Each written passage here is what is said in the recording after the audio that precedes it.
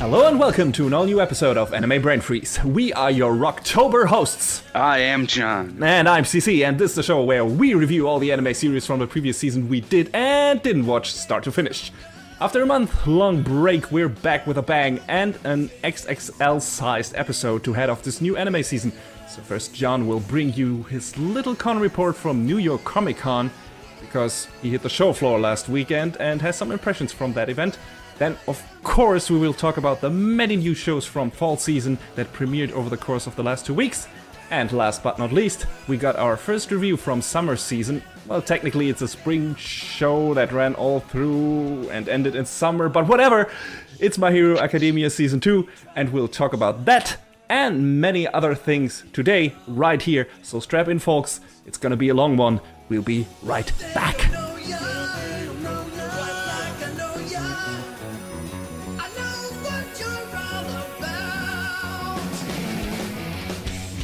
Yes, it was that magical time of year where I left my home and went out of state to New York Comic Con. Did you meet up with another friend of ours, as usual, or? No, he went on a different day, so we didn't get to see each other this year. That's a shame. But you had fun nonetheless. Yes. Did New York treat you well?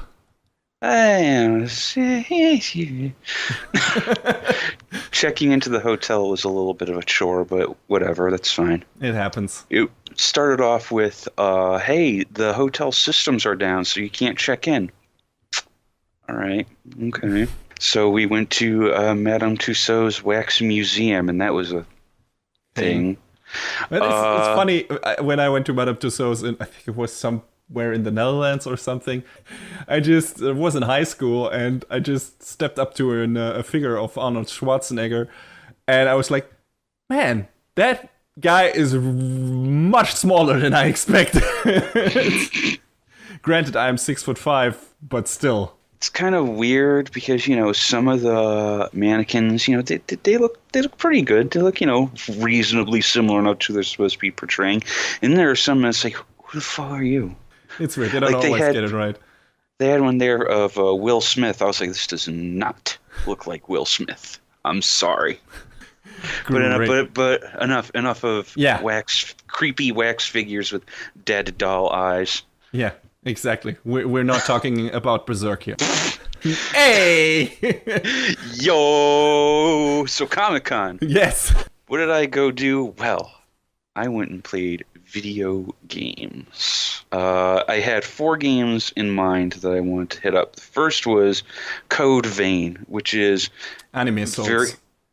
It is very much steampunk, undead anime souls, as you might expect. They were doing a thing, or if you could beat the boss within the time limit that they had set, which was, I believe, 15 minutes, you'd win a shirt. I did not win a shirt.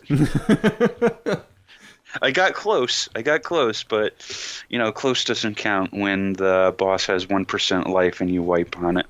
So does the anime style work well for the game? I've seen like a few trailers here and there, and I wasn't too impressed with the environments and everything, but I like the overall design of the characters and stuff. So, I mean, the character and enemy designs are cool. So I'm pretty sure that this game was worked on by the God Eater team, which might explain a lot of that away. Mm-hmm. So. But, it's neat. I'll probably end up checking out, even though I'm still 2 Soulsborne games behind.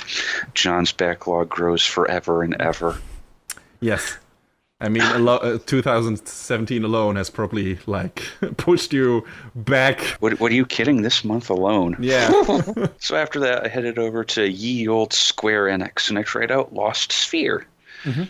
And it's a very, traditional turn-based RPG.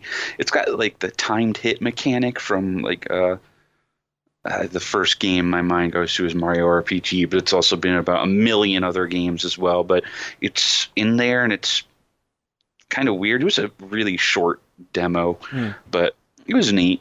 I liked it. It's from the team that made I Am Sentinel, right? Yes, Tokyo RPG Factory, I believe. Okay. All right. So I'll probably end up checking that out. I mean, the $50 price tag for a download-only game seems a bit prohibitive, though. Yeah. I got enough other RPGs, waiting for many years. Secret of Mana remake and Octopath Traveler, the demo of that was really good.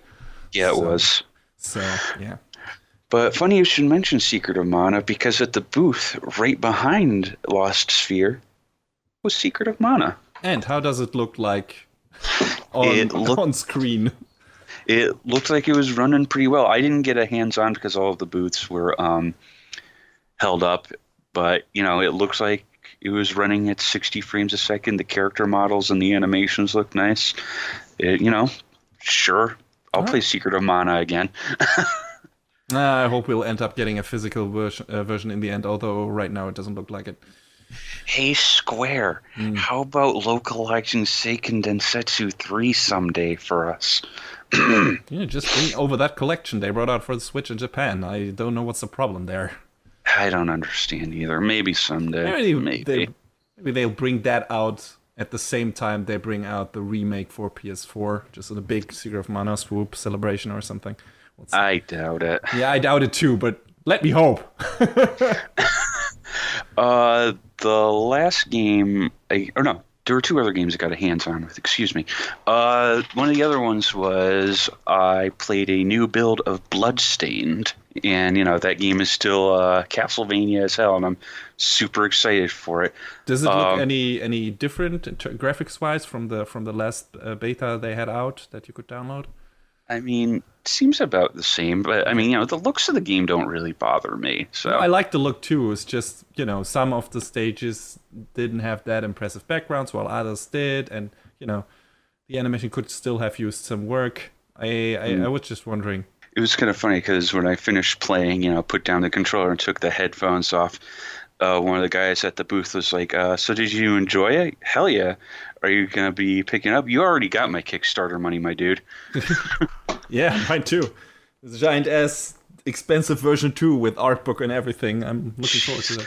Yeah, I just went for the disc version because I saw the other ones and I was like, woof. Yeah, I am just, I'm hoping this will turn out better than Mighty Number 9. I'm pretty sure it's on its way to being better. Because, you're setting the bar pretty low. Yeah. I mean, in the end, I got my fucking art book of Mighty Number 9 lying here, so at least that's nice. The rest is kind of very cheap. But at least with that, like I said, it's really kind of, I don't know, fitting, ironic, whatever you might want to call it, that the one thing I got out of that whole mess that I really liked was the Mighty Number 9 t-shirt. I enjoyed that really much, and that was the shirt I was wearing when I had my bicycle accident, and so the paramedics cut that off my bleeding body. So, well, so much for that. Well, yeah, but I'm hopeful that Bloodstained will turn out well, because Iga seems to have his things together. Yeah, I mean, from the two builds I've played, I'm pretty sure it's gonna work out just fine. Yeah. And the last game you checked out? The last game I checked out was Blaze Blue Cross Tag Battle. Anime fighter to the max. It's so hype. It is the hypest shit. I was fighting against some guy who was cosplaying Ryu, and we were both like, yo, this is dope as hell. It looks great. It plays well. It's super cool, and I can't wait for it. So this is crossing over like 4 series: Blaze Blue, Under Night Birth, Blaze Blue, Under Night in Birth. That's right. Ruby and Persona. And Persona 4 Arena, right? So I think while kind of similar, these games all have different fighting, engines in a way. So what do we get? Do we get like a groove system like in Capcom vs. SNK2, or is it a completely new thing? It seems like it's a new sort of thing. It's difficult to explain because, I only had a couple minutes hands-on with it. And so trying to figure out all the stuff that was going on was a little, overwhelming. Yeah. So hopefully I'll be able, when the game comes out, we'll have more time with it. But it was be fun. Like, yes, it was super hype and it looked cool and it played great. So And hey, I have a good, the story of that will probably huge nonsense anyway, so I Oh, don't of have course, it's every crossover game. Yeah, so I can pick it up immediately and don't have to worry about missing out on later story beats or anything. So. I mean, have you seen the story mode in Marvel vs. Capcom Infinite? Oh, no. Oh, no. I think I'm gonna wait for a Game of the Year complete edition for that game, concerning, that a lot of characters are coming as DLC and everything, so whatever. Yeah. But those were the games I tried out, and then there was the merch. I went in there knowing, all right, I'm going to get this, and I'm going to get that. I went by the Good Smile booth, and there was so much stuff. But I managed to walk away with only a Figma of Saber Lily, and I was proud of myself that I had some level of self-control. Yay. Nice. then I went to the Bluefin booth thinking, oh, I'm going to get a Star-Burning Gundam model, and that's going to be it. We're going to be good. Well, they don't have Star-Burning Gundam here, but they have this clear plastic see-through Build Strike, and they have Super Fumina, and they have the EZ-8, and I walked out of there with 3 gunplay. You are doomed. And then I found Image Anime's booth later on. Oh, look, here's Star-Burning Gundam. Well, now you have to get that too. So instead of leaving with 1 gunpla like I planned, I left with 4 because I'm stupid. Have you built any of those yet? Nope. Well, there you go. I have a pile of, I think it's 10 unbuilt gunpla and Hayate's Valkyrie from Macross Delta now. Oh, nice. Oh, I would like that too. So someday. Though I would probably like a transformable version of that. I think it might be transferable. I'm not sure. Someday I'll crack it open. Like in a finished action figure version of that. Right. Can be transformed like a transformer. Just one of them masterpiece transformers, just as a Valkyrie. I don't know if they'd make something like that. Probably. But yeah, the floor was crazy, as you might imagine. Yeah. Trying to get through Artist Alley at the end of the night was like, I don't want to be stuck in this huge crowd. I can imagine. So is this still like? Do they still share like one building with New York Anime Fest, or how does this work?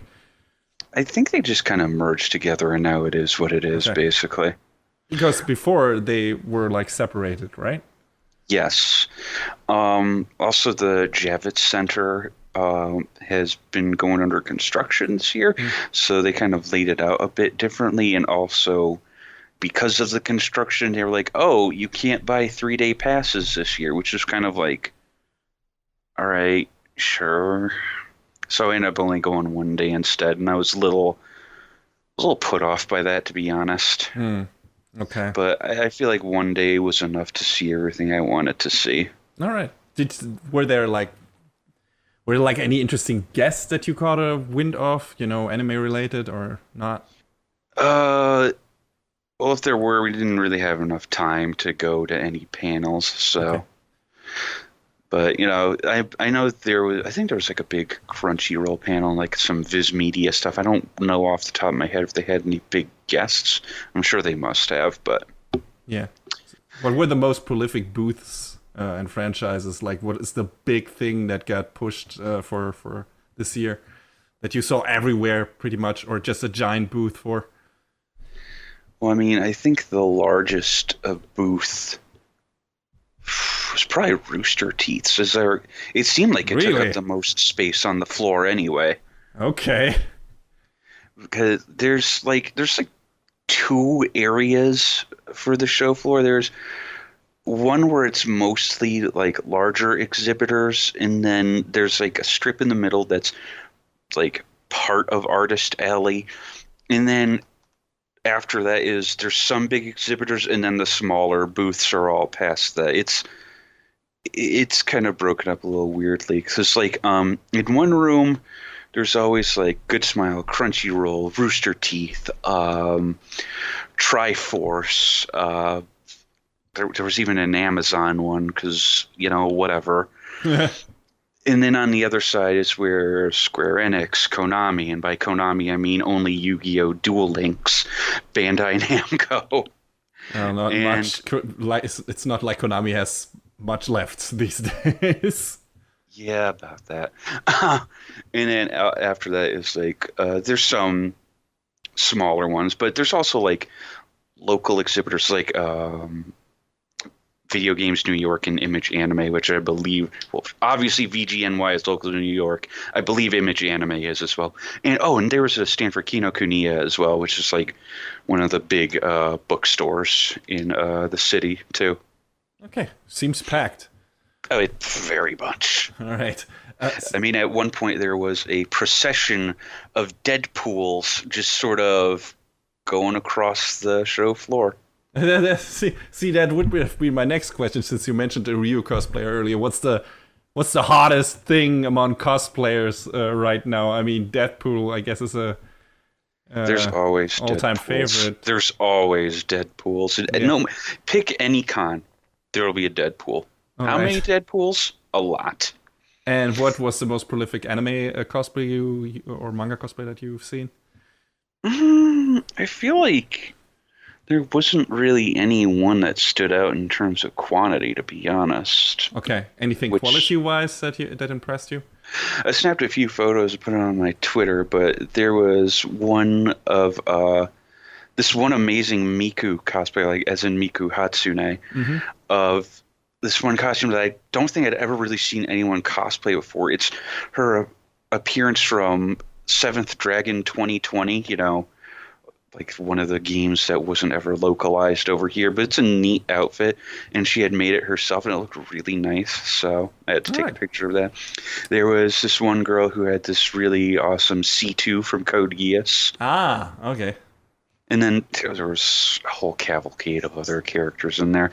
Surprising that there was as few Attack on Titan as there were, you know, considering the second season had wrapped up earlier this year. And, you know, got to get on the hype train for the third season next year. Did you, considering our review of this episode, did you see any My Hero Academia cosplay? I think I saw an Uraraka, an Ida, and a Deku. Okay, I wonder how popular that show is over here right now in that regard. So that's what I was asking. But yeah, cool. Cool stuff. I want to go one day. I don't know when I'll manage to. You know, flying over to America is costly. But eventually, I'll make it. I hope. So we'll Someday. see. And then we'll make a double con report. And maybe we'll actually visit some anime channels. We'll see. Panels, not channels. Because last year when we went for 3 days, a mutual friend of ours and I sat in on the Bandai Namco RPG panel, and that was a thing. All right. I mean, it you know, Doesn't sound too interesting. They announced some neat stuff there, but you know, it was mostly stuff that we already knew, and we're just waiting on release dates for, like Berseria, and I think there was something else that we already knew. And then, you know, hey, the obligatory sword art game. Yeah, I guess, you know, if you want to go for specific anime, you know, announcements and everything at Big Guess, you go to other cons. This is not necessarily the one to go. It's just like a you go to Otakon or Anime Expo. It's just like a pretty high-profile overall fan convention, I guess, a big convention. So that's why it's interesting. You know, it's always nice to see what's hot, what's not, maybe. Cool. That, I guess, does it for our little recon, and we're gonna move into our ginormous sneak peek for this episode. So stay tuned.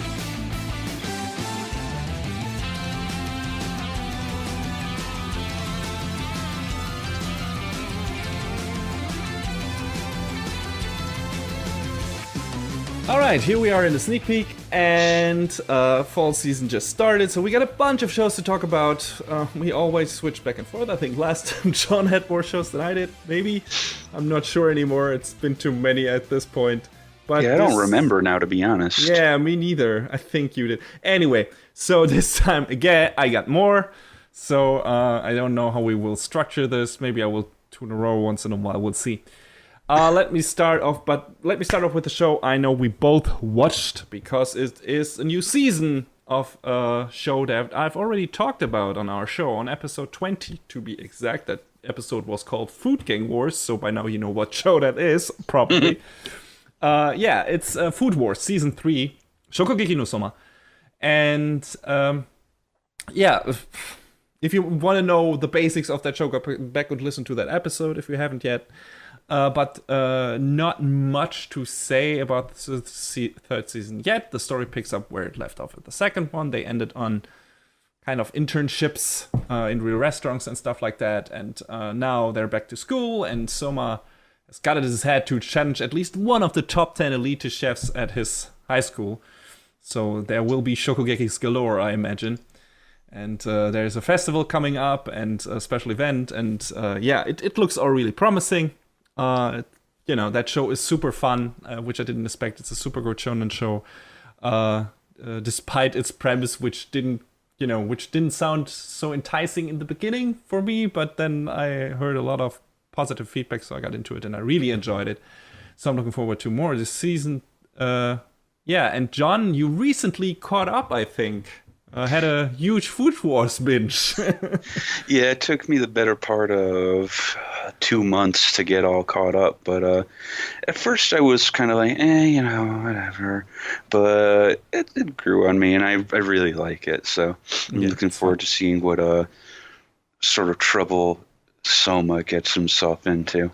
Out of the frying pan into the fire, you get it. It's a cooking joke. I was wondering if you were tired out at this point, or if you were still looking forward to more Food Wars. Well, I had a long enough break of like maybe a better part of 3/4 of a month between when I finished season 2. So, all right, yeah. I mean, this is not a deep or thought-provoking show in any way. No, it's just don't watch it on an empty stomach. Oh yeah, it's super tasty, and it's also kind of lewd. Yeah. If you are not fine with that, if you are not fine with your kinky imagery, then I don't know, maybe will turn off by some of it. But I think it's handled pretty well and pretty creatively, and it's pretty fun overall. It's a really enjoyable show, and if you like food and are interested to know more about food, I think that show is also pretty fun and interesting. And yeah, it's just a very enjoyable show, much more than I expected it to when I first heard about its premise and everything. So yeah, looking forward to more. John, something you checked out. Something I checked out. I'll pick something that I know only I watch, so that way we'll make this work out. Yes. How about we'll talk about Blend S? Okay. So Blend S is about this girl, Maika Sakura no Miya. Japanese names, man. We should be used to it by now, but yeah. I feel like you're right, but every so often there's these names, and I'm just like, it comes out as word vomit for me. Believe me, I know the feeling. So Maika is a younger lady, and she dreams of studying abroad, but she just can't afford to do so. She doesn't want to make trouble for her family, so she sets about trying to find a job, and she can't find one. Boy, this all is it starts off too real.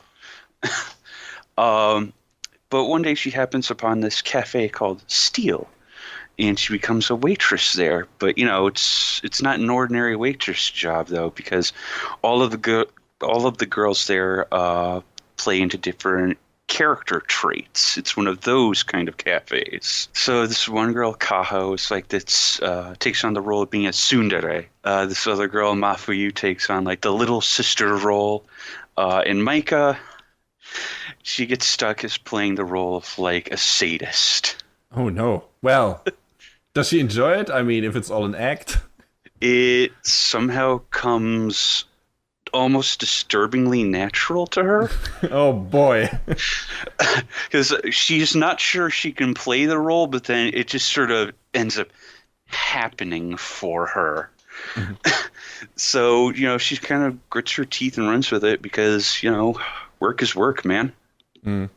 So is this like, I don't know, from what you're describing, it sounds a bit like working for the setup? Just with, the twist that they act in a certain character way. I mean, I guess you could look at it that way. It does have the commonality that it is animated by A1, so... Okay. And it's still playing in a restaurant, I guess? Yes. So. And, all of the goofy happenings that go on between all of the characters. And, it obviously talked about shows like this before with working. But I'll see how it pans out. Because, the characters are at least silly and have a neat dynamic between one another. But I don't know if I'll stick with it. We'll see. But it could be enjoyable. Okay. Sounds fun enough. We'll see how if this ends up being a review or not. Mm.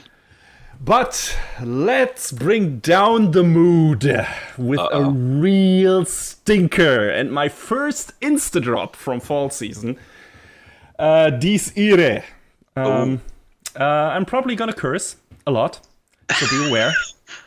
Viewer discretion is advised. Explicit content approaching.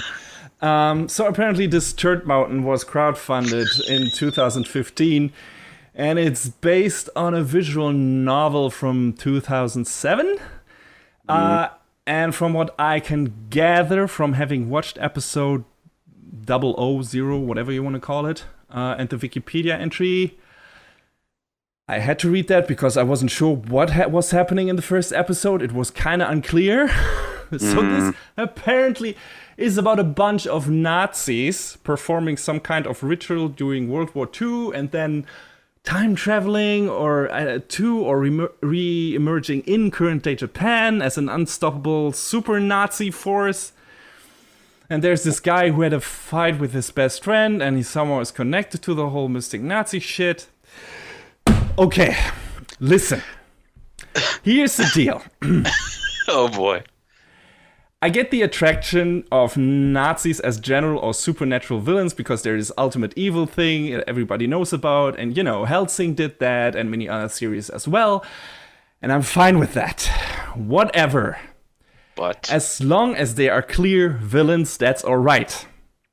Where I draw the line, and what you shouldn't fucking do, is put an actual person from the events of World War II, in this case Reinhard Heydrich, who, by the way, was one of the leading members of the SS and one of the main executives, if not the main executive in the fucking Holocaust.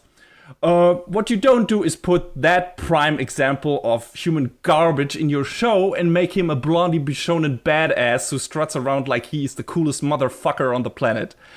Why would you do that? Are you mental? Get the fuck out, Japan. Holy shit. Like, I couldn't believe it. I know that guy from history, from like history class. And I was like, what the fuck? Why is he... I mean, I get why he's the main antagonist, but why is he, like, portrayed as this cool badass who's like, oh, I don't have any feelings, but, man, I'm the strongest guy there is, and I'm so fucking cool, look at me. What the fuck? Like, they even put that asshole on the end title card with, like, a cool side gaze and everything. Don't fetishize and idolize a real monster like that. Are you nuts? This is fucking crazy. I mean, I know that Japan has a real problem with reappraising the events of World War II, and especially coming to grips with their role in it. But come the fuck on. Like, holy shit. Whoever wrote that shit into the visual novel or the anime, you should be ashamed of yourself. And the people who crowdfunded this should be ashamed too. Rant over. And basically what this tirade boils down to is, please don't watch these either. The animation sucks too, by the way, so I guess that's another good reason. Fuck this to the moon and back. So, yeah. Don't watch it. It sucks. Good talk. John, good talk. Please rescue the show. Good talk. Good talk. Good talk. Yeah. All right. So next show is a little something called Two Car. Oh yeah. So Two Cars about these girls, Yuri and Megumi, who take part in the style of motorcycle racing. I believe that I've found a few different names for it. I believe it's called Sidecar TT, as well as the vehicles are called like Racing Kneelers. Basically, the premise of the sport is that it's two people on a motorcycle, but there's like a sidecar where the rider is basically like leaning in and out of like turns to, increase their speed and, and to give more maneuverability to the driver, that sort of thing. It sounded interesting. I thought when I read this, the summary for the show that it would be that this would be more like a rally thing and he would like have to do navigation or something like that, or she. But well, apparently... I would assume that's inherent in the fact that you don't have it's not really a co-driver. I guess you could really call it a co-driver. But basically, Yuri and Megumi are complete opposites, and they butted each other's heads all the time. But somehow their skills complement each other while they're on the track. But they aim to be the best, win at nationals, in following the footsteps of their mentor, and compete in the Isle of Man TT competition, which is a very real competition, by the way. I did a little bit of research on this show, to be honest. Mm-hmm. So, I guess this show is supposed to be Silver Link's big, 10th anniversary celebration. And it seems like it could be cool, because I don't really... Does it look the part? From the first couple of episodes, it looks decent so far. Okay. So, and I don't think there's really been something that covers sport quite like this before in any kind of fiction that I can think of. So, seems neat, uncharted territory. Yeah, anime is always interesting when it comes to picking out, sports that are not that popular but work really well in anime for some reason. Or sports that I would say, I'm so not interested in that in real life, and in anime it totally works. For example, Yowamushi no Paddle, which is about bicycle racing and a sport I'm totally not interested in, and then the anime makes it super interesting. So Is this does the series make the sport look interesting of sidecar racing? It seems like it'd be cool. They try and hype it up a bit, and they have all sorts of neat angles going on. Of there's one where they're cornering, you can see the grass coming up underneath them. It's okay, that seems pretty exciting, to be honest. Is this a little initial D-ish? a little bit without, the Eurobeat music. Ah, that's a shame. Sorry, there's no. That would have instantly made me watch the show. The music is pretty good, though, from the first couple episodes. The one little wrinkle in there that I'm not quite sure about is it seems like Yuri and Megumi both want to bone their mentor, and it's kind of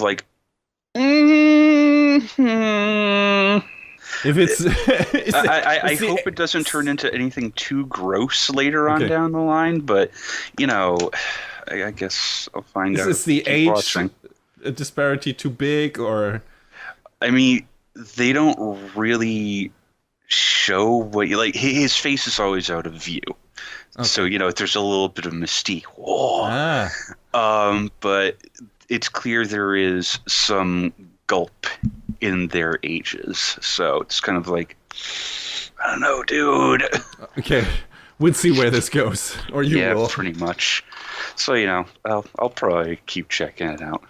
Okay. I'm always interested in sports anime. Wasn't particular this one, just, from, the setup alone, but maybe keep me updated. Maybe I guess I was just interested in seeing if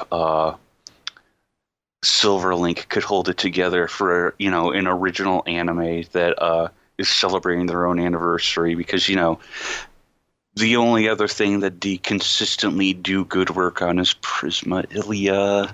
And I'd like to see them do well on something else. Yeah, okay, I get that. But anyway, what do you got next? Next, I got my next drop. Surefire drop anyway. There's some ones I'm not sure about, but this one I'm sure about, because this is the new Shonen Jump manga adaptation by Studio Pierrot. The studio that made the big hits like Naruto. Well, big hit Bleach. Bleach kind of dropped off after a while, but Bleach kind of fizzled out, but it wasn't the fault of Kubo, which is unfortunate. Yeah. But yeah, they made those shows, and it's the other big studio delivering Shonen Jump stuff besides Toei.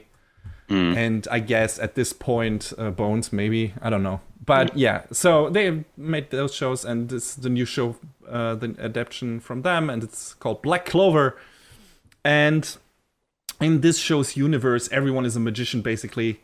Everyone is born with magical powers, except for our main character, Asta, who is an orphan who got delivered as at an orphanage together with his friend / brother / rival, Jūni. So he is pretty much like Deku is in My Hero Academia, as he does in a world filled with people with special powers. He doesn't have one. So on the day everyone get bestowed upon their magic grimoires, which is a ritual where, they go into a room and then a book manifests in front of them that, has all the spells that they will use for the rest of their lives and everything. So yeah, he doesn't get one, of course. At least initially, because when his brother / friend / rival Jūni gets attacked by another powerful magician who wants to steal Yuno's book, because it's like this rare book. The book are categorized by clovers on the book's cover, and his one has a 4-leaf clover, which is very rare, and it's supposed to be super powerful, so that other magician wants it. So when that happens, Asta calls upon a hidden power unknown to him, and before him manifests a super ultra rare 5-clover book, because that exists, of course. And that quickly summons the most mighty magical weapon for him that you can imagine, a sword. Jesus. To fight off the attacker. So yeah, this is standard shonen fare, like, the underdog who doesn't have any powers then turns out to be the strongest of them all for some reason, and the promised child, whatever. So it should be totally up my alley. I dig that kind of stuff, as tried as it is, and standard fare as it is, but I just couldn't get into it, mainly because of the main character. I'm pretty lenient when it comes to obnoxiously loud and yelly protagonists in shonen anime, but Asta is too much. That guy can't speak a single sentence without yelling and screaming. He even yells when he fucking whispers. So I don't know how that is possible, but he does it. And aside from that, none of the other characters, included in the shows are interesting, really, and don't bring anything new to the table that I haven't seen in other shonen shows. So it's kind of a shame, because I was looking forward to this just in terms of setting alone. And the show actually looks pretty damn great. Got good art and good animation. It's Pierrot, so that might change after the first episode. Yeah, about that. Yeah, but the first episode looked really good, and, it's fine, but I don't think I can deal a whole season with that main character. It's just, he's too much. His voice actor is really, really annoying, and he's always, like, yelling the same way. The pronunciation is, the tone he talks in, and the sentences always have, like, this weird upgoing yell where it's like always pronouncing the last syllable, and yeah, it's really annoying. It's just too much. I couldn't handle it. It was like, nope, I'm out. Sorry. I mean, I tried to stay with Twin Star Exorcist, and that didn't work out. I couldn't even muster my enough, motivation to turn that into a Trash Stash review. Yeah, I think I got 2 episodes into that show, and I was like, I'm good. See ya. And I I lasted for like 20 episodes for that show, and I don't know why. And I'm not going to do that again with Black Clover, because this seems even more obnoxious. So, nope, thank you, pass, drop, and I'm out. So, John, next review from you. What else would be next? What would a season of John watching anime be without an idol show? What else would it be but Love Live Sunshine 2? Yes, I knew this was coming. Yes. Yeah, well, got to go back in one more time, I guess. So basically, the girls of Aqua, as they call themselves. Wait, was that a music pun? No. All right. So the girls are back to make a name for themselves at Love Live competition after, they did a good job recruiting students to help keep their school open. And everything's hunky-dory. If the school were in danger of being shut down again, because original plot, do not steal. It sounds all very familiar. So one of the girls, Marie, the one who speaks in broken English, she doesn't speak Japanese, if you've seen that clip. She gets a call from her father, who is apparently on the big bad board of education. And it's like, yeah, so that open house you were going to have to bring in more students, we're shit canning it and closing the school down. Closing the school down, and you're merging with another school. So it's like, oh, well, from the adult economical perspective, yes, that makes sense. But it also doesn't have to be a bad thing in general. But it's not like they're booting out students, right? I mean, well, but drama. Damn it, we're Japanese high school students, and we have to have school pride. And high school is everything. There is no life after high school. There's nothing. There is nothing. Life ends. It begins and ends with high school. Damn it. So what can we do to save our school? Well, I suppose if you can recruit 100 students, we'll do it. We'll do it. We'll make it happen.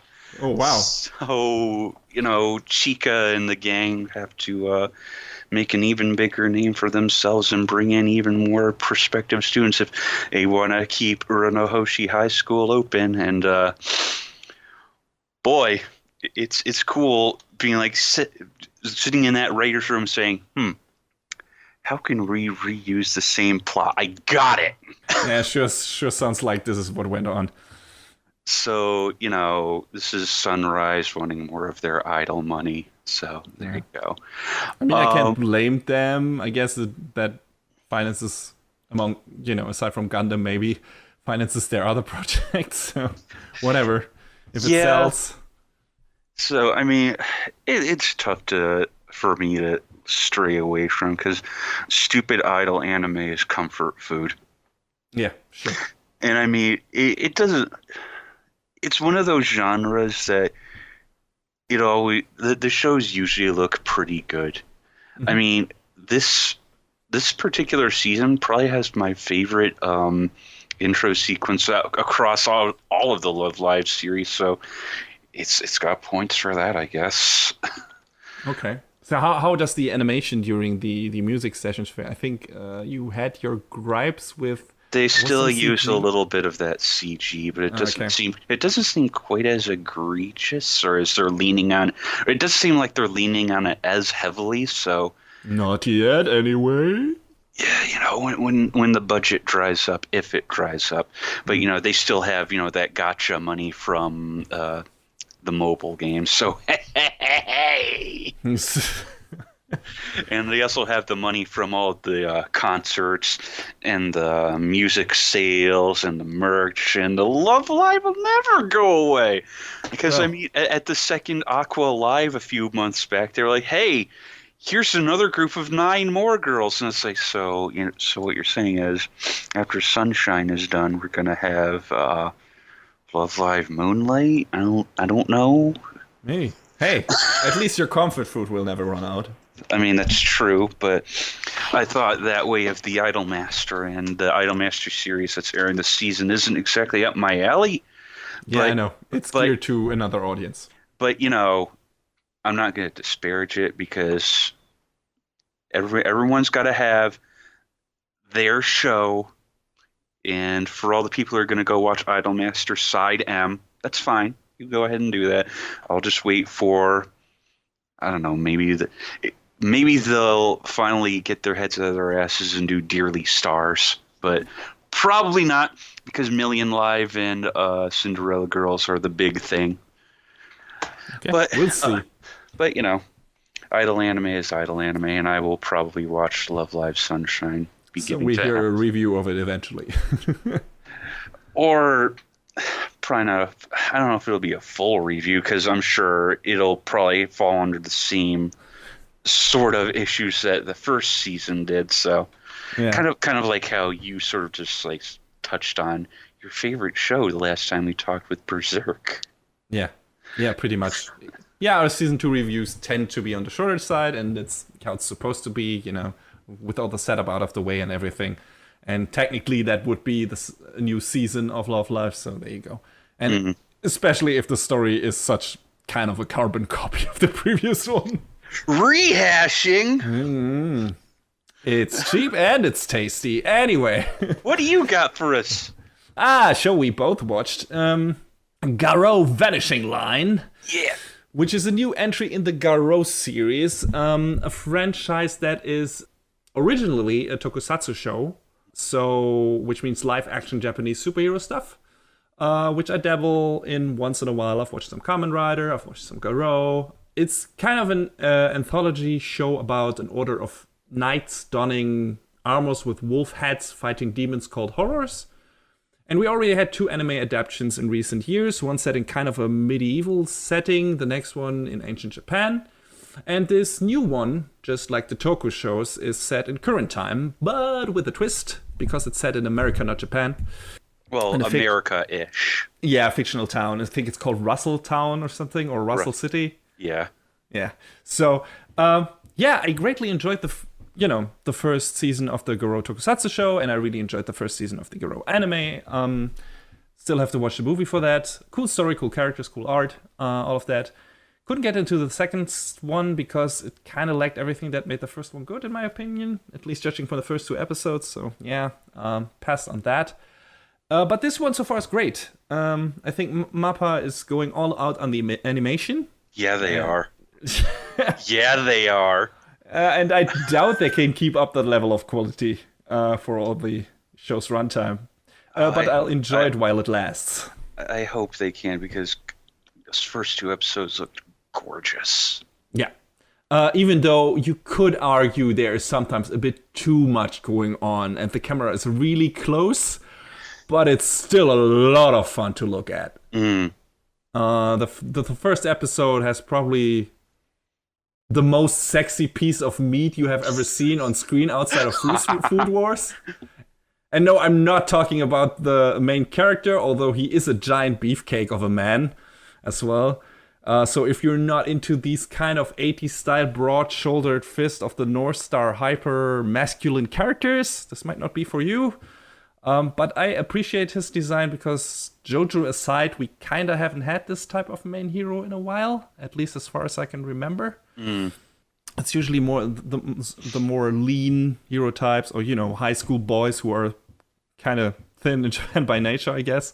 So these manly man types, have not been main characters in a while, and I think that's all for diversity. That's interesting to see, and it gives the thing cool 80s vibe or 90s vibe or anything. So yeah, I really enjoyed that show so far. The cast of characters is cool.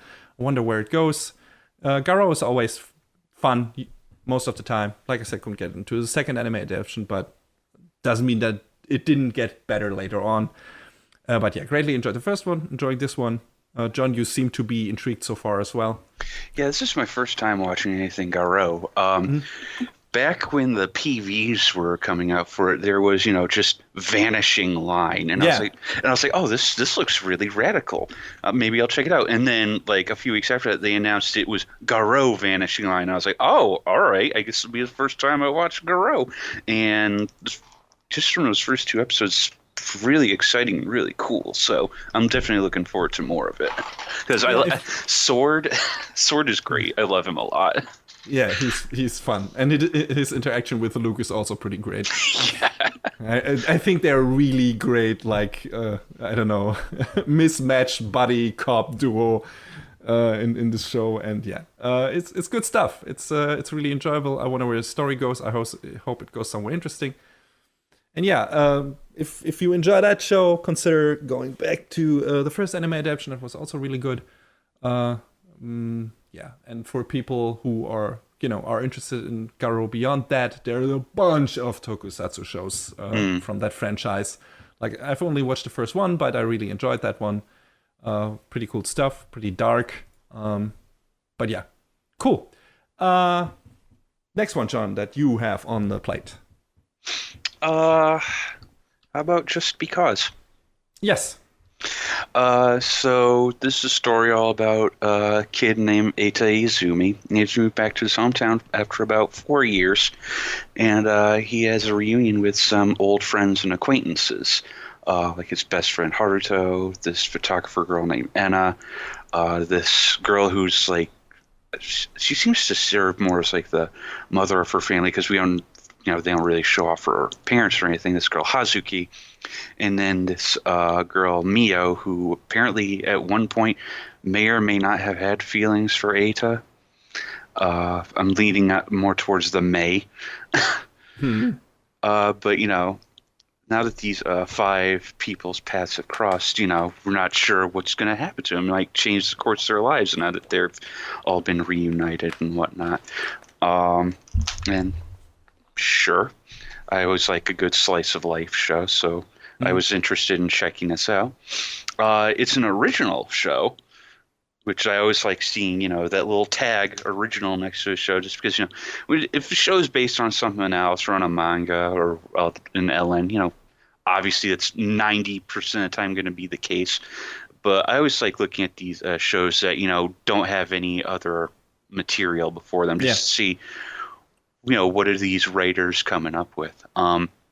It's also from a newish studio called Pine Jam, who last season worked on Gamers, which we will talk about eventually, and we both have our opinions on that show. But I will say this. Pine Jam, they do put in the hard work, because the first episode of the show looked really, really nice. And I there was a lot of the animations, like with Haruto playing baseball and whatnot, the part where he just like tackles Eita after hitting a home run, like I really liked that moment. It was really neat. Animation, there are a lot of cool emotional animation moments in that show, and some real subtle things like hand gestures and everything, and it's cool stuff animation wise. You assumed that this would be too slice of life for me. I wanted to check it out regardless, but you were right.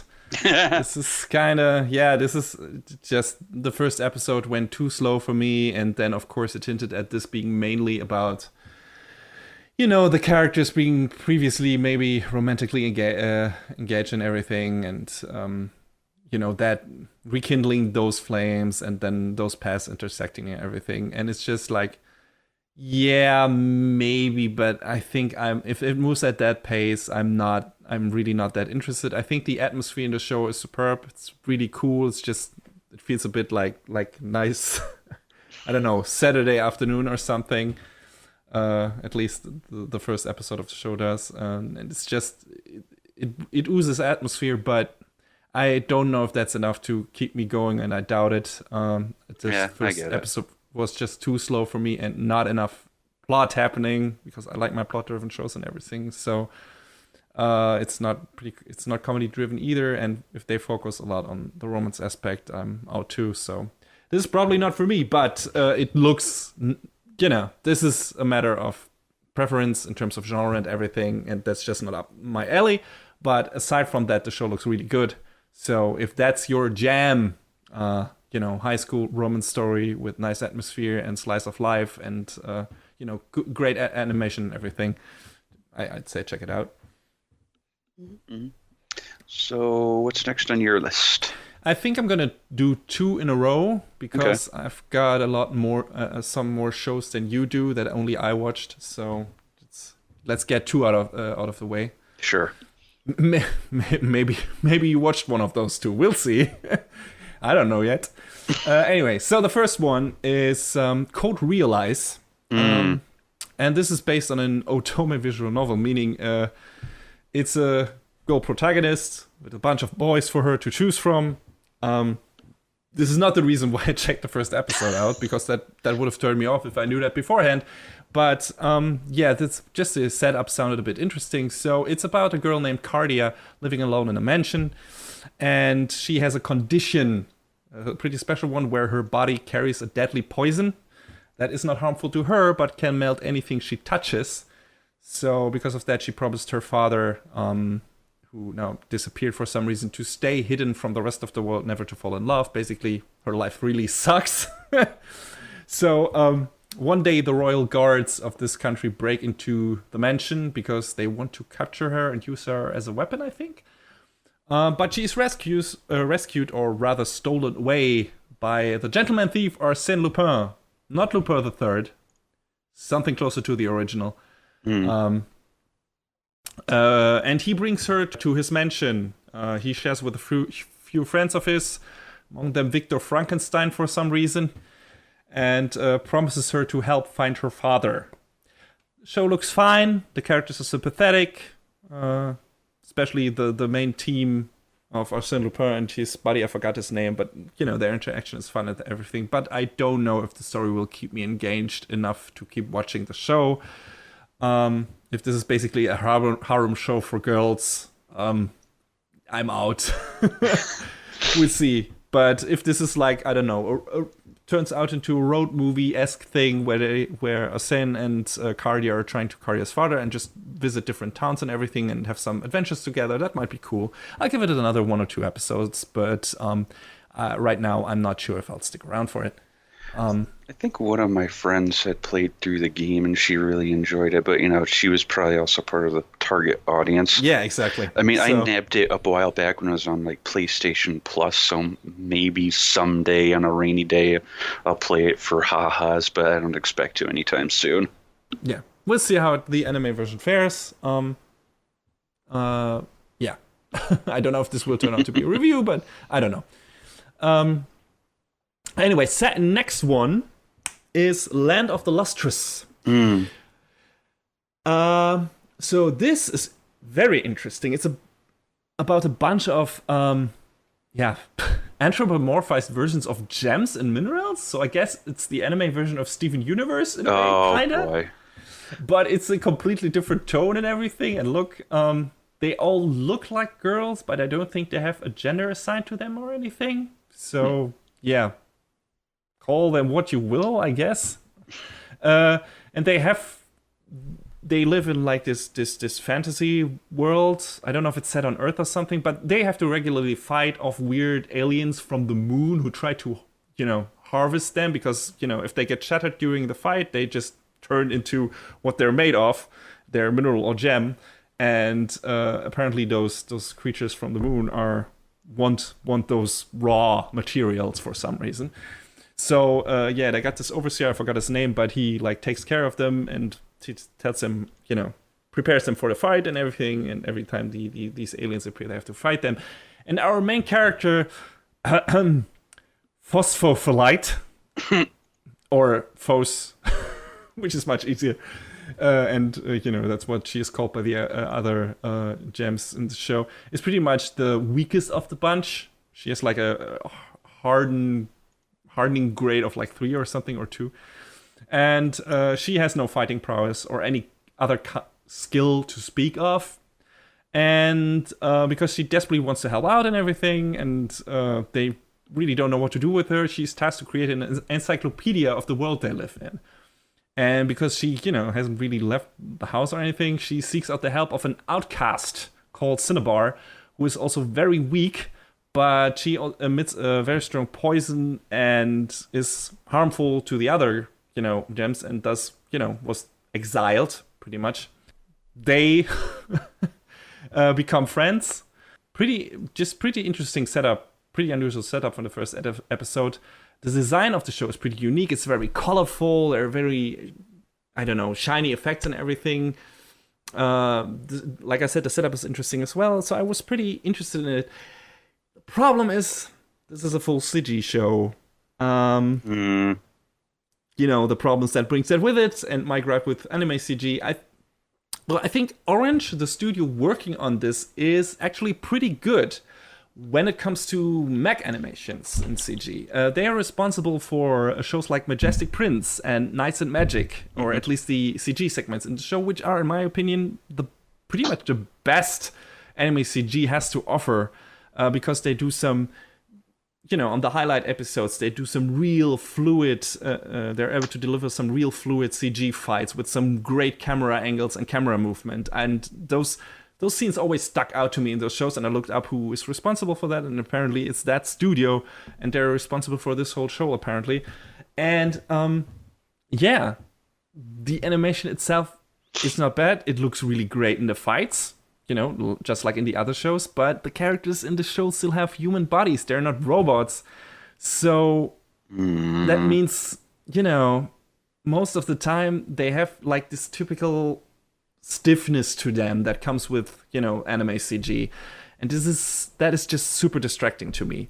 The design itself is cool, the fight scenes are cool, but when the characters just, you know, stand and talk and to each other and interact normally, it just doesn't work. It's just like this uncanny valley effect that I can't immerse myself fully in the show, because it always feels like even animation-wise, this doesn't feel right. This looks iffy.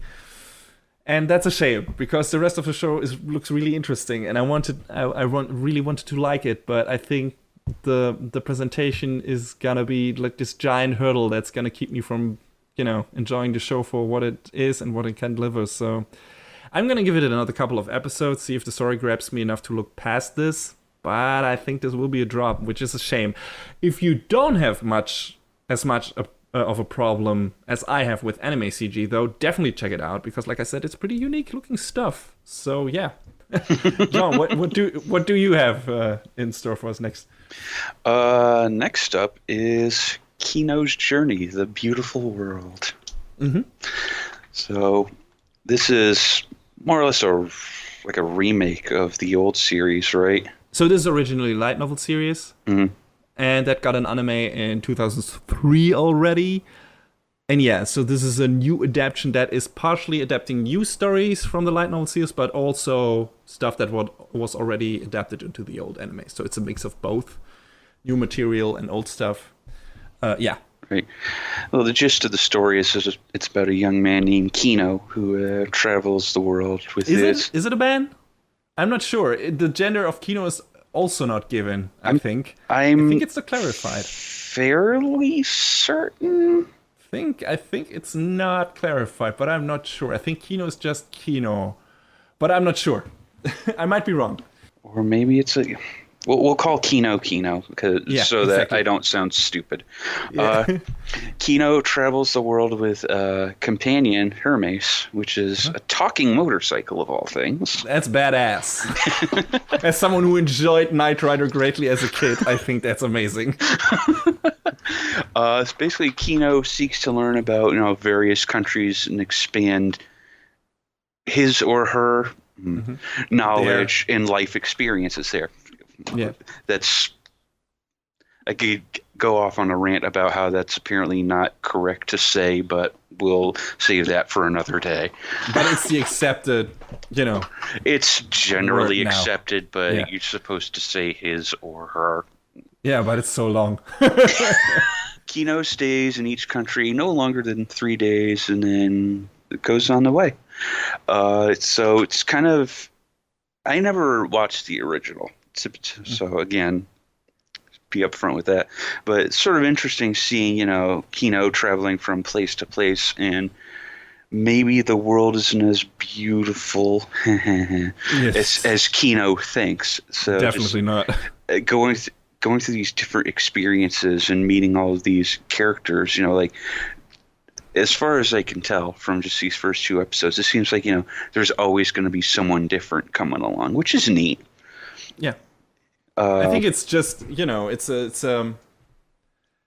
kind of a vehicle to for the author of the light novels to tell you what he thinks about different political and philosophical ideas and ideologies, and just throw that at the viewer. Or that's what I garnered from it, just in the way of Kino traveling to these different towns that have, these different kind of societies and power structures and everything. Right. And, playing around with that, and what, how that affects the human beings living in it and everything, and, their ideas of what life is about and everything. So, yeah. That's interesting stuff. And just, considering that there was already an adaptation, thinking about what is this adaptation bringing new to the table. So, story-wise, that old adaptation from 2003 was apparently really good, but the art and animation supposed to be really low quality. So I never gave that a chance, even though I, heard it mentioned in, with good words here and there.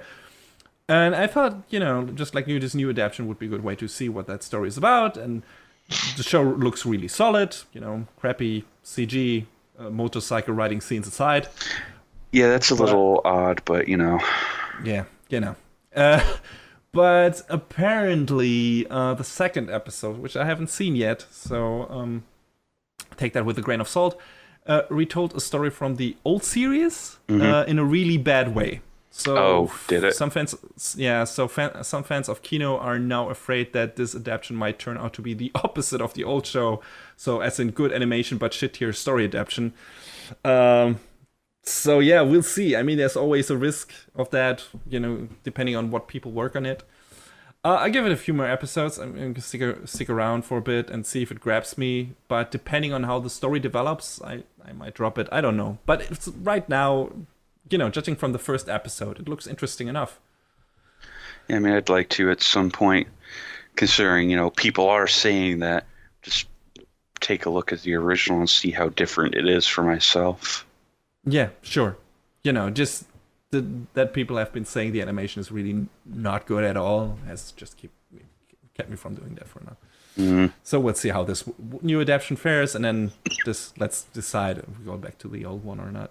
Mm-hmm, mm-hmm. So I'll dish out another 2 shows that I watched, I guess. Do it. Then I think we should only have common ground after this. So the next show I watch is The Girl's Last Tour. Mm-hmm. And this has kind of a similarity to Kino's journey, as in that the 2 protagonists, Yuri and Chito, travel the land on their Kettenkrat, which is kind of a mix between motorcycle and tank. But it doesn't talk, which is a shame. 0 out of 10. And the tone and the atmosphere is much bleaker than in Kino.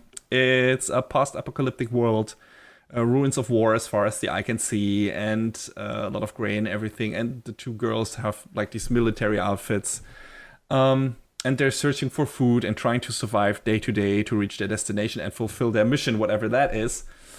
So the setup in itself is incredibly depressing. But what makes it bearable are the 2 protagonists, who are really adorable together and always try to make the best of the situation. I doubt this will have a happy ending, but maybe it has some interesting things to say, so I think I'll stick around. Art style might be a turner for some people. It's kind of weird and cartoony, but I don't mind it. And, first impression of the show was just solid enough to make me want to see more, especially because those 2 main characters really work well together and they're cute and everything. And yeah, I hope they won't suffer too much. So far, it doesn't look like it, but you never know with anime. This might turn around, especially considering the setting and everything. But yeah, looks interesting so far. And yeah, the next show. I don't like the way you're starting. Yeah, every season I look for crazy dumb trash anime that feeds my hunger for enjoyable nonsense.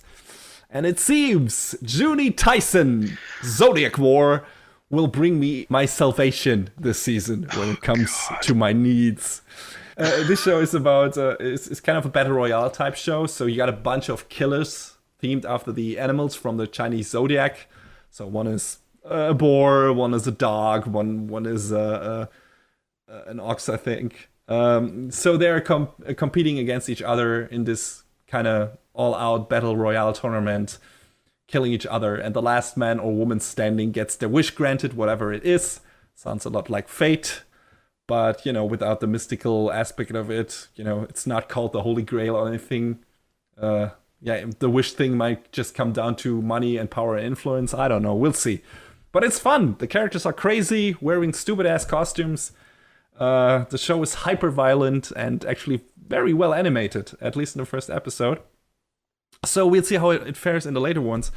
But yeah, for now, this is the dumb, turn-your-brain-off, hack-and-slash action fest. The plot summary was promising, and the first episode delivered. It's super, super dumb. It's hilarious. It's so dumb. It's so crazy and over the top that it's hilarious. You got a fucking muscular, crazy psycho killer man in a fucking Playboy bunny outfit with a giant bushy tail at the back who has like two knives, killing people.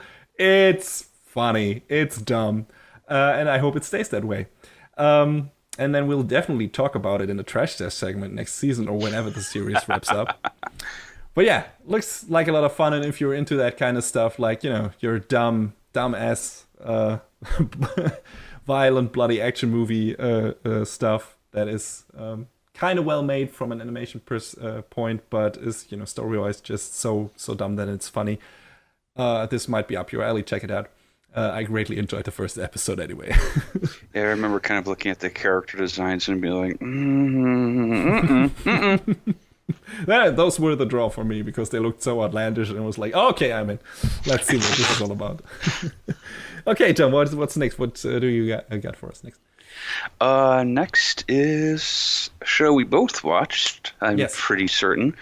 Blood, Blockade, Battlefront, and Beyond.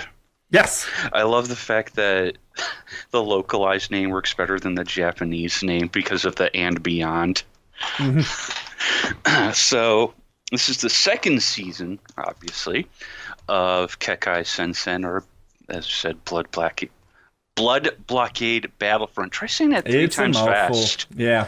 Tongue twister.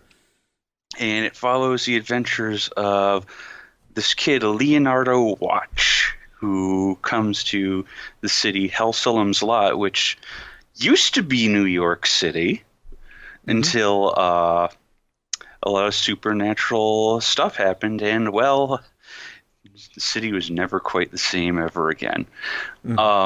Leo basically goes to the city as basically a photojournalist, if I recall.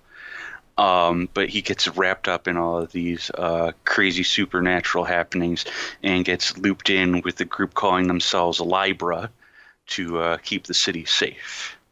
Yes, from supernatural beings trying to gain power and take over the city or destroy it or whatever. It's something different every day in Hellsalem's Lot. Oh yeah, it's a crazy ride, and the first season definitely was. It was from 2014, and I rewatched that first season last week to reacquaint myself with the characters. And the show is based on a manga by the creator of Trigun, Yasuhiro Naito. Though the first season was an anime original story mostly, if I remember correctly, and apparently the same goes for this new season. So, this is interesting because, even if you watch the anime, you've got reason to check out the manga and everything, I guess. So, yeah, which I haven't done yet, but I might finally after this season. But yeah, interesting thing about this, beside of, getting one after 3 years again, is series changed directors between seasons. And I think on the surface level, it's barely noticeable because the rest of the crew is the same. So the experience is mostly intact. Although I want to say there was a bit more crazy stuff, jammed into single frames in the old series, directed by Rie Matsumoto. Sometimes even too much. I think we both loved the first season, but certain moments and plot developments were hard to follow on the initial watch. Yeah, a little bit. because stuff was happening so fast and the scenes were so dense with visual animation and story developments and everything. So yeah, they even had to delay the final episode, which then was double the length to pack everything in there they wanted to show. So yeah, this season might turn out to be a bit more streamlined, depending on how the new director handles it. We'll see. But yeah, the first episode was, pretty much almost just as crazy as as anything the first show had to offer. There's a really good, incredibly well animated scene in there that is makes for a great GIF. Really good. So yeah, Studio Bones again at their best, and really, like I said, first season was really enjoyable to watch, and so this second season is a definite must-watch, I think, for both of us. Oh yes. And if you haven't seen the first season yet, go and check it out. It holds up. I can attest to that because, like I said, I recently rewatched it. Great music, great animation, awesome characters, just crazy overall. It's just a, cavalcade of crazy shit happening and thrown at you from the screen. So yeah, really fun, really enjoyable. And we'll talk about that, both seasons of that, whenever that review comes up. How many episodes will the new season have? 12 again? Last I saw was 12, yes, but all right. I mean, that could change. Shrug, I don't know. There's some of the other shows. Well, one of the other shows we talked about, I don't think we have a solid episode count, but it showed up on some streaming services having like 24 or 25, so. All right. Yeah, but definitely always can do with more. Blockade, Battlefront. More bones. Yeah. All right. The next show on my list is another one that only I watched, I think, and that is Last Hero Inuyashiki.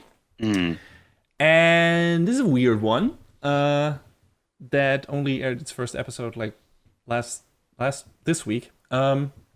It's about an old man, right? An old man named Ichiro Inuyashiki, and his life sucks. He has a pretty low-income job. His kids kind of resent him for being so poor. Kind of little shitheads. His wife seems to love him, but treats him like a child, kind of. Some of that is, maybe a credit to him being so soft-spoken. He barely speaks up anything. He doesn't complain. He's just, he looks really sad all the time, pretty much. He is 58, but he looks like 80. And yeah, and then one day he finds out that he has cancer and only a few weeks to live. So yeah. Jeez. That's a downer, right? Like, the show starts off on a really heavy note. I'm like, oh, Jesus, what is this? Is this depression hour? Holy fuck. So it gets much happier when he comes across a stray dog in a box and adopts it. And I'm like, hey, yay. How nice. He really gets attached to that dog, and that made the character to be immediately like, relatable and sympathetic. So, among the other things that he's going through. So yeah, adopts that dog, names it Hanako. And one day when he takes her for an evening walk, he is caught in the center of a weird explosion and later wakes up with a new and shiny cyborg body. Yep. Apparently aliens or something else is not made clear yet in the first episode blew him up by accident and only had a battle-ready model lying around. So he is equipped with a bunch of super powerful weapons now too. So he then uses his new body to save a homeless man from a bunch of young hooligans. He does that. His new shiny body uploads the shit the hooligans did directly to the internet and outs them as the assholes that they are, so that's handy. And he later, the homeless man thanks him and is like, oh, you're my hero and everything. And, in this very sweet scene, Ichiro breaks out in tears because, he saved someone else's lives and he doesn't feel worthless anymore or like a walking dead person. And that was really nice. It's just This show is just super wacky, and it winks at the audience a lot. Like when Ichiro steps up to defend the homeless man, it's like this really dramatic scene where he steps forward and it's like the music swells, and then he gets blasted by the fireworks the hooligans have in their hand, and it looks really pathetic, and he's like, ow, ow, oh shit, ow! You know, until his super laser weapon is activated by accident and just, you know, just drives them off because no, what the fuck is happening? Understandably so. It's funny, it's heartfelt, and I really enjoyed it. There's just this weird, quirky show out of nowhere, and with a very unusual protagonist and a really crazy setup. Yeah, I liked it. I didn't see this coming, and I really enjoyed the show. One caveat again: the old demon, the old nemesis. CG. So every time Inuyashiki transforms parts of his body, we get a stiff CG rendering of the body. So sometimes they even use the CG model when he gets out of a car or walks the dog for some reason. Sometimes not. I don't know why. It kind of makes sense for me with, you know, when he transforms his body and everything. But those other scenes and, you know, other times it's just normal 2D animation. So I don't get it. It's weird. Weird choice there. And, you know, we get a stiff dark CG model of Hanako too for some reason when he walks her. It's really weird. I don't know why they did that. It's a weird decision, and I don't think it's necessary, even if they're like, oh, look, he's a machine now. That doesn't even make sense because they used the CG model before he gets turned into a cyborg in the beginning too. Unless, you know, they want to say like, oh, he was living like a robot in the beginning too. Is this some kind of artistic statement? I don't know. But yeah, aside from that, you know, they don't use it that often in the first episode, so I guess I'm fine with it. I can look past it. And if they states like that, if they only use it occasionally throughout the series, and the premise is so ridiculous, and the main character is so unusual and sympathetic, and I think that's going to keep me interested. I want to know where the story is going because it's so ludicrous. I think I will stick with it. It's just... It's unusual. So yeah, I'm interested. I want to see where this goes. John, it certainly sounds like a wild ride. Yeah, it's crazy. John, the next show you want to talk about? The next show I have to talk about is the last one on my list. So yeah, and it's the last one on my list too. We did it again! Excellent! So the last show is The Ancient Magus Bride. Mm-hmm. So The Ancient Magus Bride is all about this young girl, Chisei Hattori. She's an orphan, but she's been kind of tossed around from relative to relative. But she can see spirits, and no one else can, and it's kind of weird because she doesn't quite understand what she's seeing. So that's why she's kind of tossed from person to person because they can't cope with what she doesn't understand. There's a whole bunch of exposition in there that was in an OVA prior to this series. So, but it's not necessarily necessary to watch these OVAs because I haven't, and I could immediately get what the series was about and everything. So. Yeah, basically, she ends up volunteering herself to be auctioned off, and she's bought for a large sum by this elderly gentleman named Elias. And he, you know, seems like whatever old guy until he turns out to be quite literally, you know, a faceless mage. He's just, you know, what kind of skull would you describe it as? It's a demon. It's a demon's head. Yeah. Just, you know, it's a demon's skull. Some sort of demonic weird skull. But anyway, he leads her to this little cabin in the woods outside of London, where she suspects she's gonna basically be enslaved to him until he releases Chisei and implores her to be her understudy. So he'll have someone to pass on his teachings, you know, as mages are a dying breed. Mm-hmm. And now Chisei is in this world that she never knew existed of, you know, these different kinds of magics as she tries to adapt to the wonders of this new life. Yeah. But the show is not called The Ancient Magus Apprentice, it's called The Ancient Magus Bride. That is true. Without giving too much away, at the end of the first episode, Elias reveals to her that she's always, well, that he wants her to become his bride eventually. So we'll see how that turns out. Yeah, this is probably the most anticipated show of the season. There was a lot of buzz, before the premiere, and a lot of people looking forward to it. It's a manga adaptation, popular shonen fantasy manga, I think. And yeah, I think the first episode delivered. On a cool setup. It's a cool fantasy setting, interesting characters, and the OP promises some cool story moments. I mean, the glimpses that we could see in there look really, really enticing. Seems like there's some dramatic stuff coming and everything. So yeah, a lot of hype around that show. Certainly got me interested.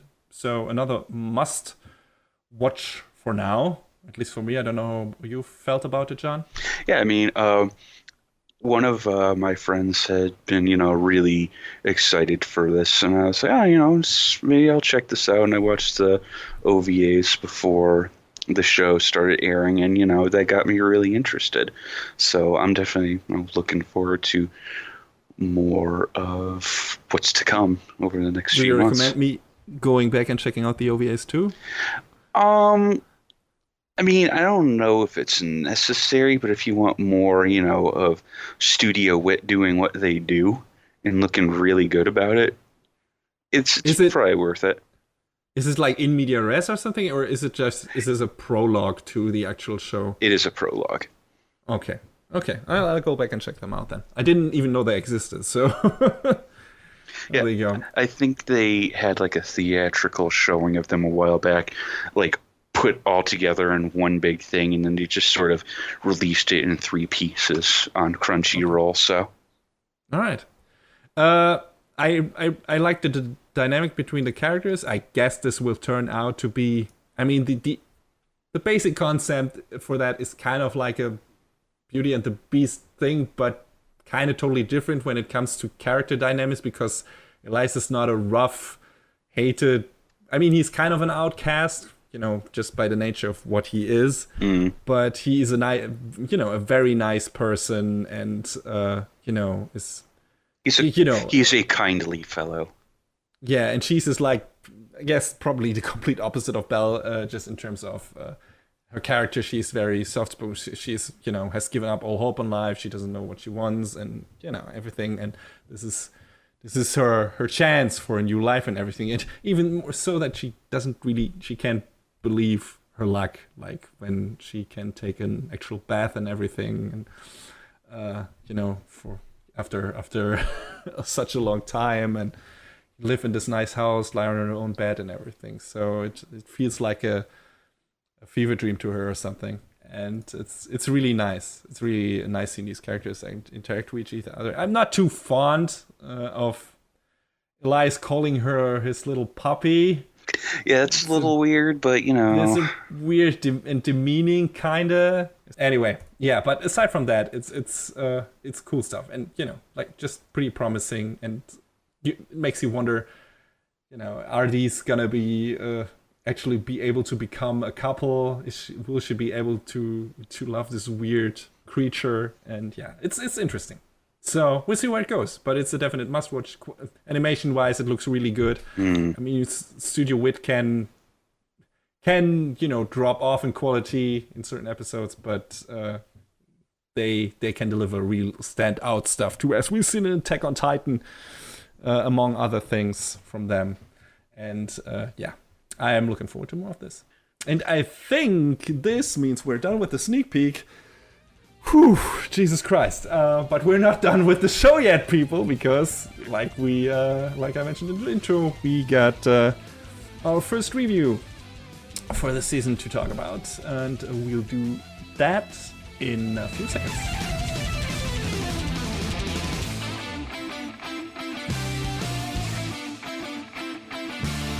Alright, so It's My Hero Academia Season 2, and since we've already reviewed the first season in episode 16 of our show, just let me warn you, there may be spoilers for the first season in this review, so just be aware of that. Can't predict all the ways that review might go. I've written down some things, but you never know. So if you just want an introduction to the show, the franchise, the story, check out episode 16, Mandatory Quirks. There might also be some non-specific spoilers for season 2, but I'll try to keep it kind of basic or vague.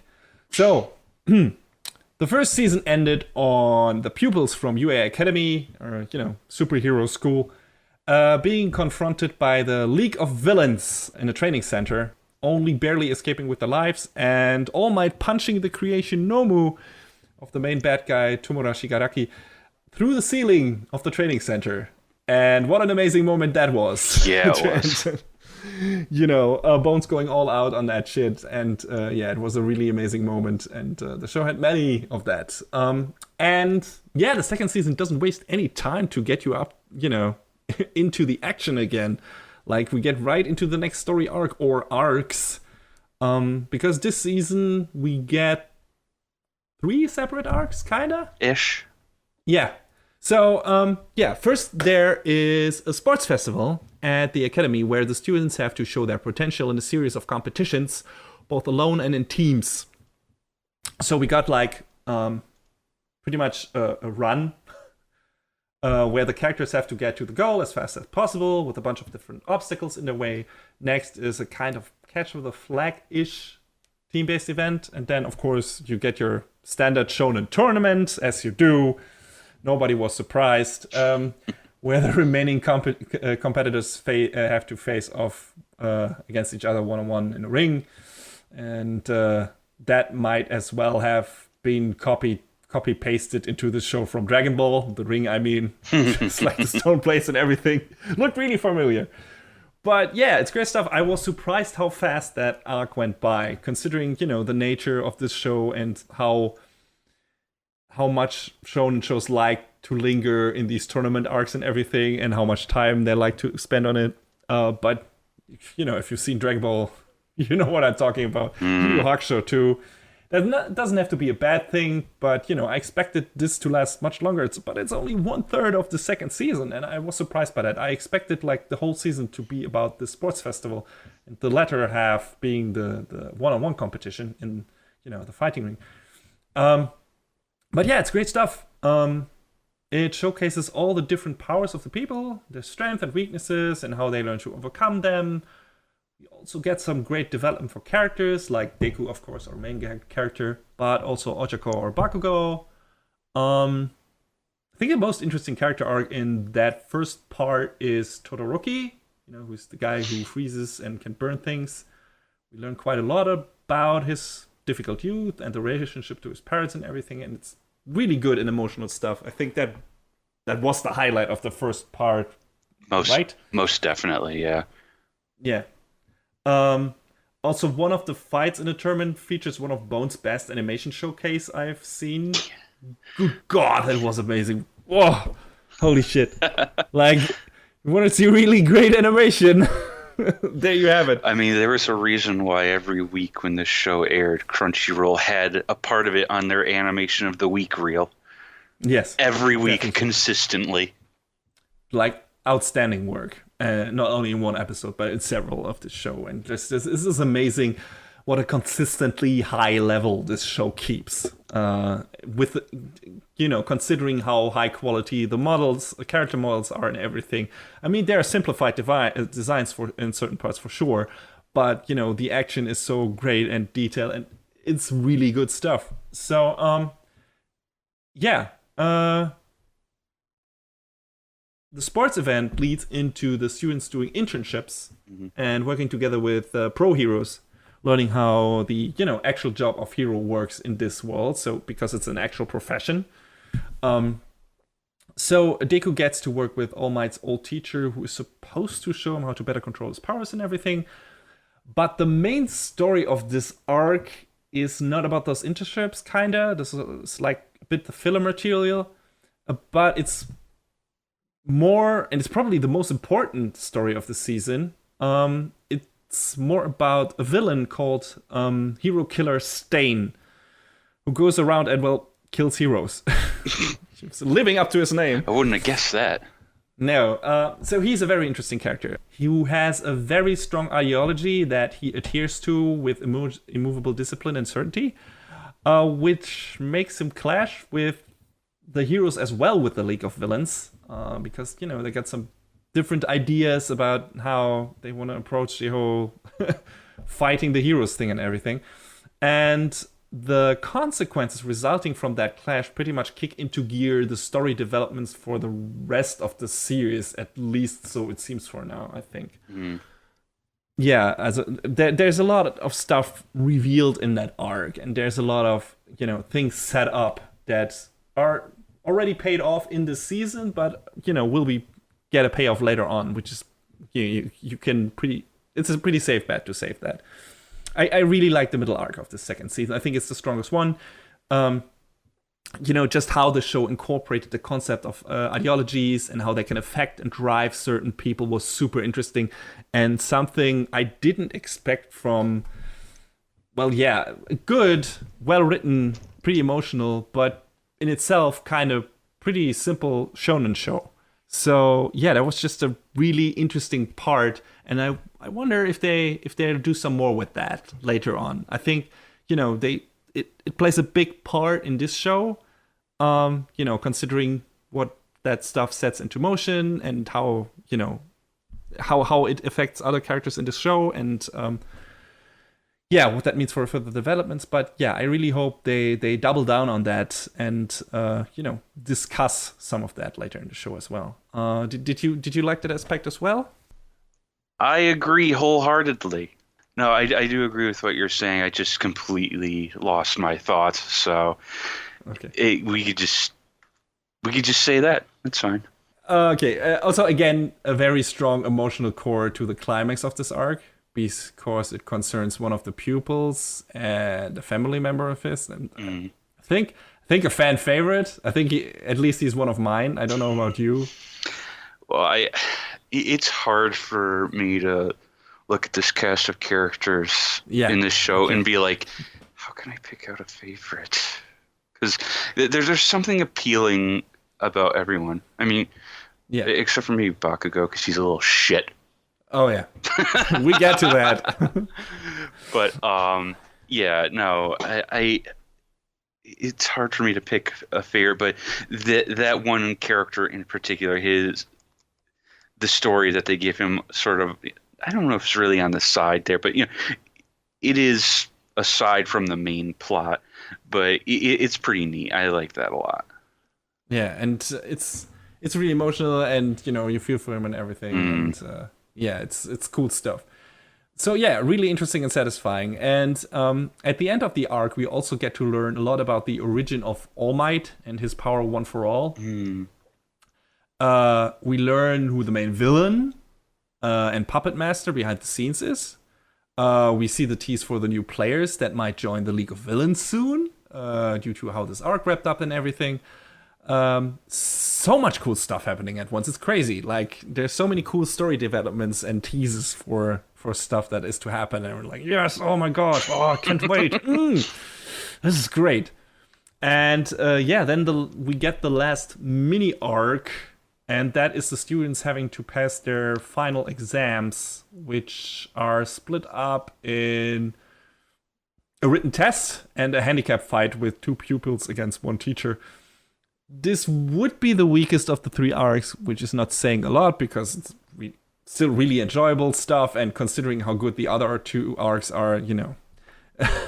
But, you know, if it weren't for the final fight, which has a lot of moments in it that I personally have been waiting for since the show began. Yeah. So this was a real treat. And I had to make a GIF, which I haven't done in a long time. And yes, Jesus Christ, this was so satisfying. The final fight of this and what happens in that, and, you know, how it, you know, which characters it concerns and everything. It's good stuff. It's really good stuff. But story-wise, this last arc is just not, there's not that much.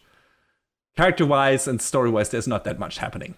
This just most of the interesting story stuff happens like in the middle arc with Stain and everything, and he's a very interesting addition, and might return. We'll see.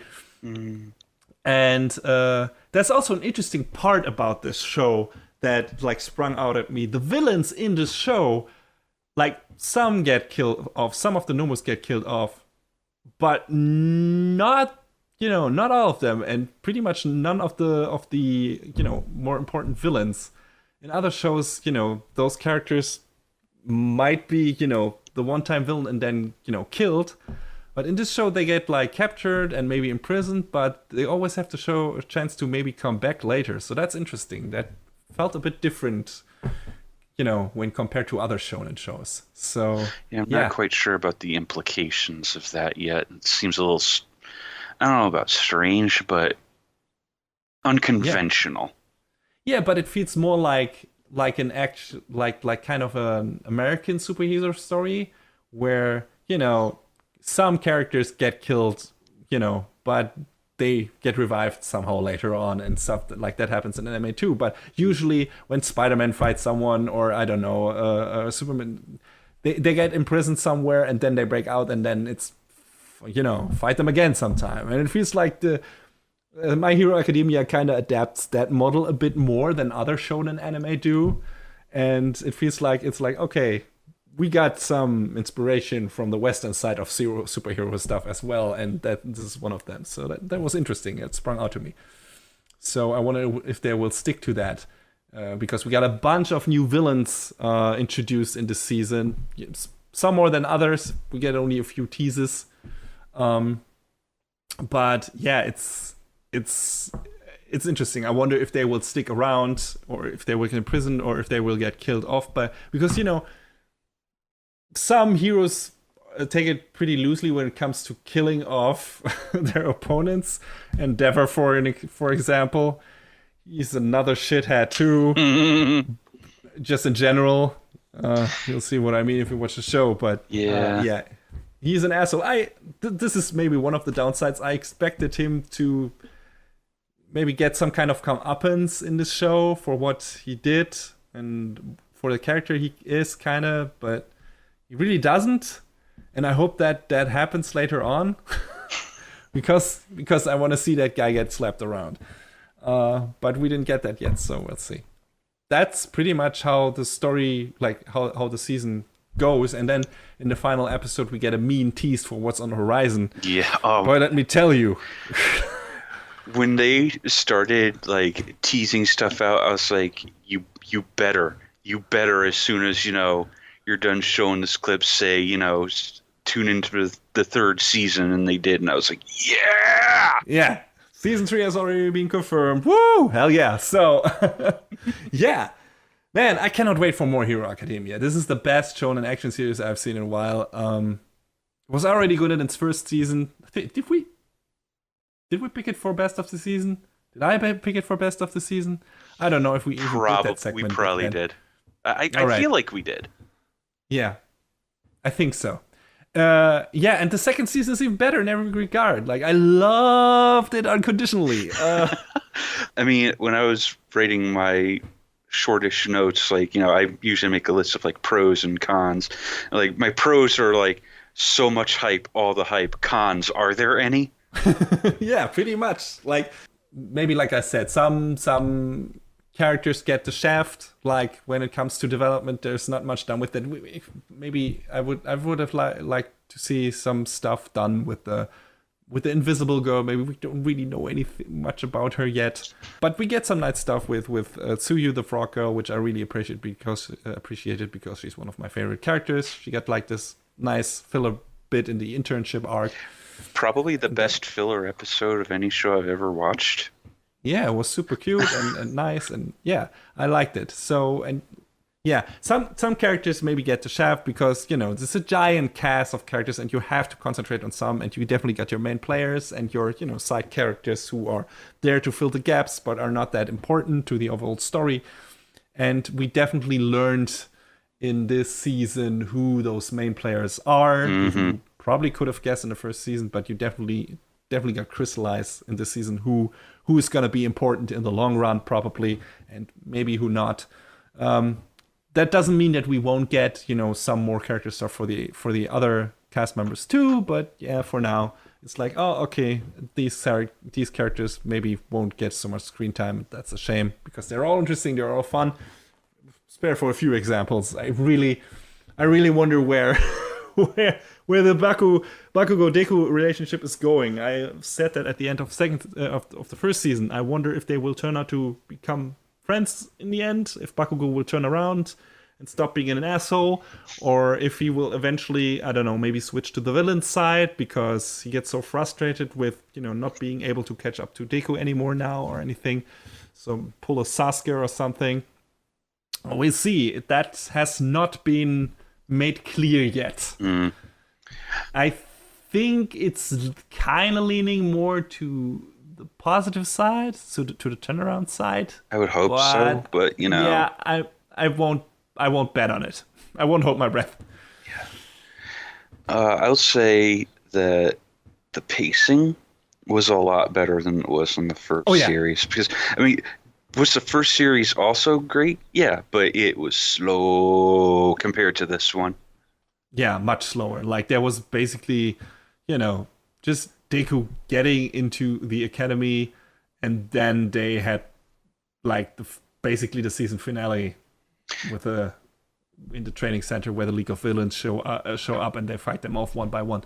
Yeah. Or, in teams and everything. And that was like the main climax. But before that, the stuff that happens before that is like, pretty standard stuff, and it is kind of slow. It's cool because of the characters and everything, but it's not like there's not that much interesting happening. And then you get to the second season. And it's just like full steam ahead, suckers. Yeah. Yeah, like I said, even the sports arc, which I expected, like the festival arc, which I expected to run much longer, went by in a breeze, like, shoop, and it was over, and it was like, oh my god, that was super fast. That's kind of nice, but it's also, yeah, it's also a shame, like, how fast the season went by. I was like, I knew how many episodes it was, but I kind of was watching the show simultaneously with a friend of mine who, came over once in a while, and then we watched, the new episodes of My Hero Academia and another show we're going to review later in the season. And he didn't know that this season would only have, like, only 26 episodes? I believe it was, I think it was 25. Or that. Yeah, that's still double the length of the first season, but it went by much faster because of the improved pacing.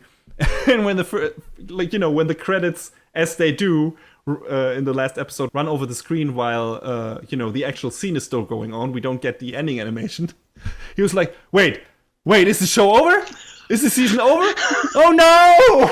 It's like, I'm sorry. Oh shit! I should have told you maybe that that was the final episode. He was so disappointed because he loved the show as much as I did, and it was like, yeah, okay, that definitely felt the same, because, like, man, this season just flew by because it was so entertaining. It was so well made, improved on every level. It's such good stuff. It's a fantastic watch. So yeah. Do yourselves a favor and watch My Hero Academia. Yeah, if you haven't gotten into My Hero Academia yet, and you love action stuff, definitely remedy that, because you're missing out big time. Like, holy shit. Yeah. I think we got nothing more to add to that hyperbolic rant. At least in a positive way. Considering how I spewed my anger in my microphone for Dies Irae earlier. It's nice to end on a really positive note, and it couldn't be more positive than second season of My Hero Academia, because this is definitely a top contender for best of the season. It's gonna be tough to pick this time around. Yeah, will it get the crown? We'll see, but not today, because that's probably it for our big premiere episode for this season. I hope you had enough lasting staying power to last with us until this final review, because I hope it was worth it. And please, if you haven't watched My Hero Academia yet, do yourself a favor, go for it. It's definitely worth your time.